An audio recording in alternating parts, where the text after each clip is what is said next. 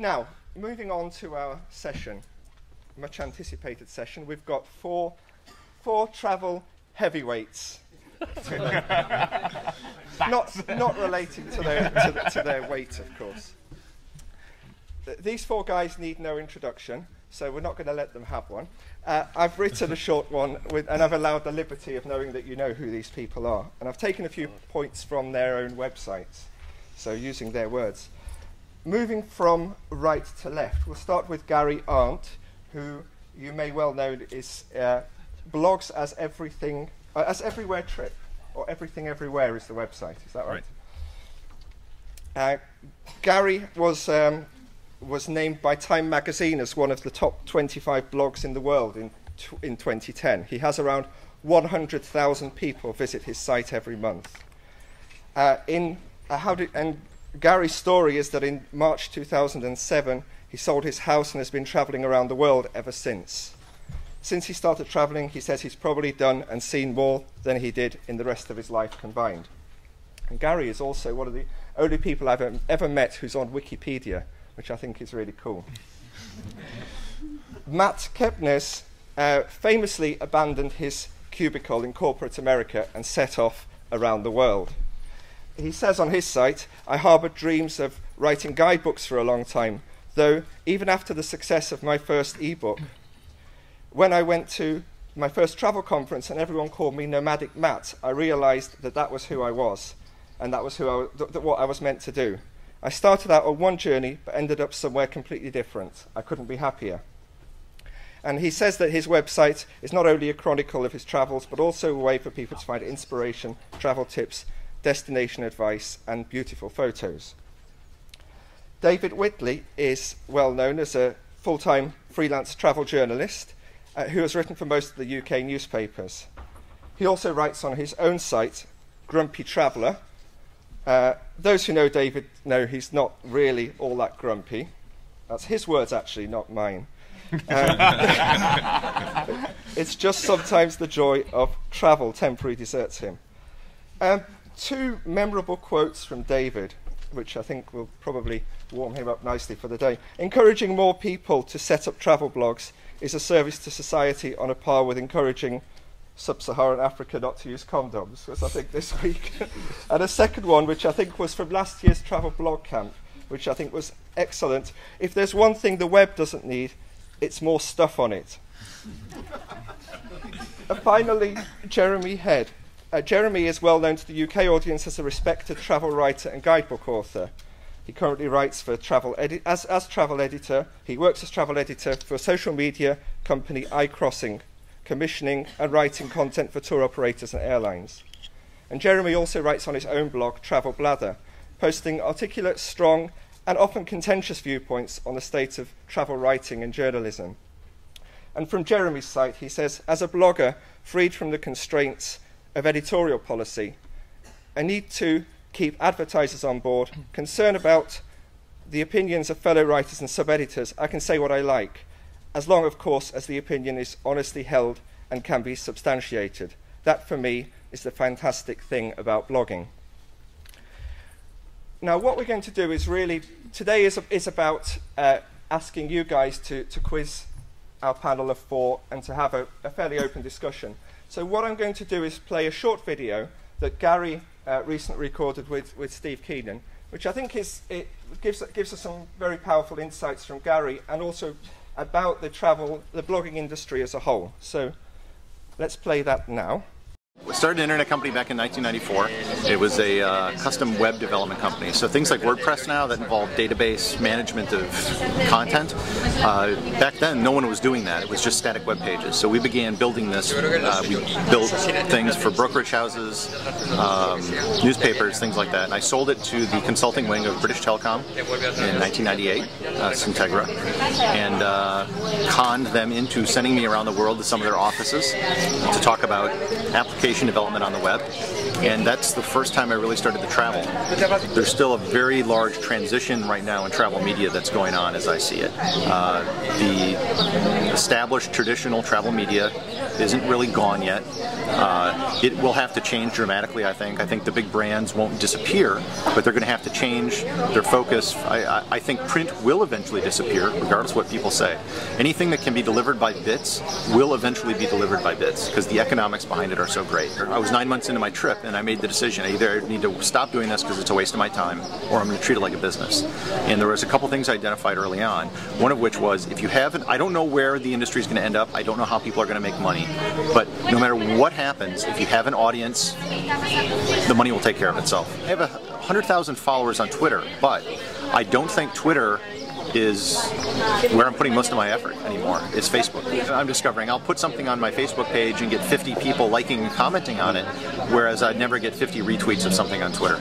A lot of people have a deep-seated desire to travel, maybe not for 4 years, but they really want to see the world, and they feel they can't do it because of family, job, any number of reasons. The internet has made a big change in that, because it used to be that when you went on vacation, you put work aside for 2 weeks, and now, depending on the job you have, you can keep working on the road. I think what Gary obviously is illustrating one way of travel blogging, and it's a way that works for him. People have used different models, and what I'd like to do is explore some of the different philosophies, some of the different ideas behind blogging, and look at looking at some principles, hopefully, which we can take out of this, that everyone, both new bloggers, companies thinking of blogging, can take away as accepted, consistent, good best principles on blogging. What I'd like to do is start with a question for each of the panel. It's really a very broad question, to really just ask them what for them constitutes a good travel blog. What characteristics would be present in a good travel blog? And perhaps we could start with Jeremy on this side. That's a good question. I think a voice, someone that you can identify with. For me, we've talked a lot about blogging. The word blogs comes from weblog, which was basically an idea that someone could just publish stuff about them. So the whole idea of blogging starts with an individual writing stuff. And so for me, that individual voice is certainly a very important element of what makes a good travel blog. There are lots of other things, but I'll leave it at that. I kind of agree with Jeremy.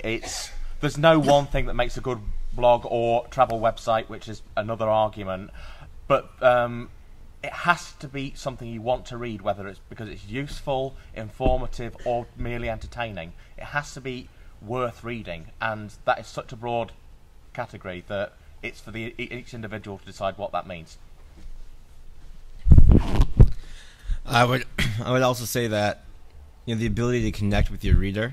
I'm sure we can have some arguments over what I'm about to say, but I don't really think people care where you're going.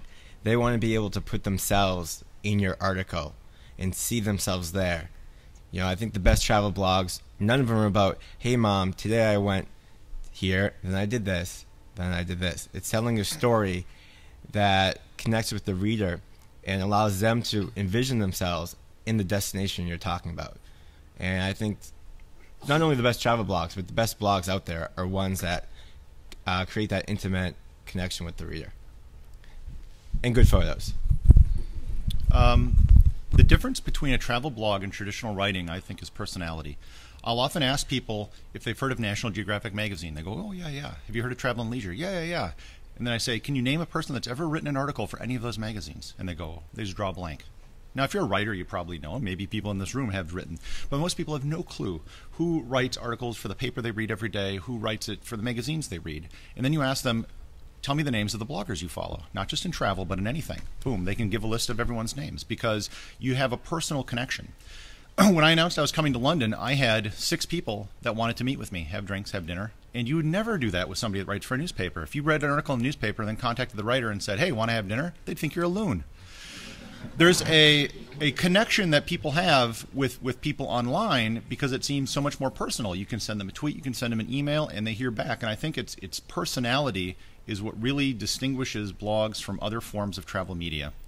And I think it's really what kind of makes or breaks people. That's some of the difficulty people that have a transition from traditional writing to blogging have, is that they've traditionally, they write in the third person, and they don't necessarily want to make a thing of themselves, and now they have to move to an environment where they have to be the thing. Gary, going on from that, and also from something you said in the video, you said if you have an audience, the money will take care of itself. And I'm just sort of interested to hear how you define an audience, and whether numbers alone on Twitter and Facebook represent an audience, or whether there's something more to it than that. Well, there's a qualitative aspect to it, but it's very hard to measure online.